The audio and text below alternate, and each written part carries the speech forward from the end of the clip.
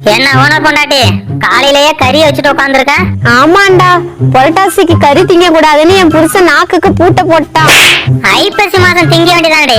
அடையாம்பா, ஐப்பசி மாசம் அடமழையில பக்கத்து வீட்டு அன்னைக்கிளி பாட்டி செத்து போச்சு. அதுக்கு சடங்கு சம்பிரதாயம் லொட்டு லொசுக்கு செய்யறதுக்குள்ள ஐப்பசியே முடிஞ்சு போச்சு. சரிடி, 16ஆம் நாள் காரியத்துல கறி கஞ்சி ஊத்தி வைப்பாங்களே, அப்ப சாப்பிட வேண்டியதானே? அந்த கொடுமையை ஏன்டா கேக்குறீங்க? ஏண்டி, என்னாச்சு? காலையில இருந்து கருமாதி வேலையை முடிச்சுட்டு கறி சாப்பிடலான்னு கடைசி பந்தியில உட்காந்தண்டா. கறி எடுத்து வாயில வைக்கலான்னு போறேன், இந்த கரும்பு முடிச்சவன் எங்க இருந்து வந்தான்னு தெரியல. கறியாடி முக்கியம்னு சண்டைய போட்டுட்டு கைய புடிச்சு தர தரன்னு இழுத்துட்டு வீட்டுக்கு வந்துட்டான்.